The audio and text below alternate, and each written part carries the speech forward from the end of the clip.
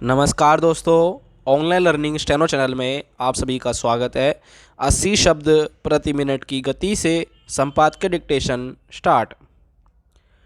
छुट्टियों का प्रावधान इसलिए किया गया कि लोग रोज़मर्रा की भाग दौड़ से फुर्सत पाकर अपने ढंग से जीवन बिता सकें, अपने पर्व त्योहारों पर उल्लास मना सकें। मगर हमारे देश में अवकाश को बहुत सारे लोगों ने कानूनी अधिकार मान लिया है, तो कई लोग इसे लेकर राजनीतिक रोटियां भी सेकने का प्रयास करते देखे जाते हैं। कई राज्यों में बहुत सारी छुट्टियां इसलिए अनावश्यक रूप से सूची में शामिल होती गई है कि उन्हें राजनीतिक दलों ने किन्हीं वर्गों की भावनाओं को अपने पक्ष में करने की गरज से लागू किया या कराया था। इस तरह अब एक परंपरा सी बनती गई है कि कोई ना कोई वर्ग अपने किसी नेता, संत या किसी पौराणिक चरित्र के नाम पर अवकाश की मांग करने लगता है। कई लोग किसी ऐतिहासिक या पौराणिक महत्व के दिन को सरकारी अवकाश की सूची में शामिल करने की मांग लेकर आंदोलन चलाते देखे जाते हैं। ऐसी ही मांग दादरा और नगर हवेली दिवस के नाम पर अवकाश करने को लेकर उठी थी। इस पर बम्बई उच्च न्यायालय ने कहा कि अवकाश किसी के कानूनी अधिकार नहीं होते।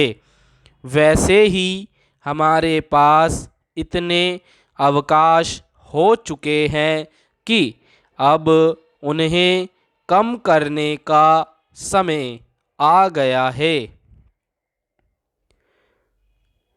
हालांकि नए अवकाशों की मांग के समांतर अवकाशों में कटौती की मांग भी अक्सर उठती रहती है, क्योंकि इसके चलते सरकारी कामकाज का काफ़ी नुकसान होता है।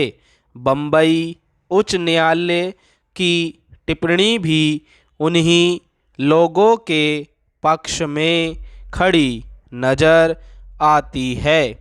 दरअसल कई जगह सरकारी कर्मचारियों को मिलने वाले अर्जित अवकाश, स्वास्थ्य अवकाश, आकस्मिक और साप्ताहिक अवकाश तथा पर्व त्योहारों के लिए घोषित अवकाश के दिनों को जोड़कर साल के करीब आधे दिन हो जाते हैं।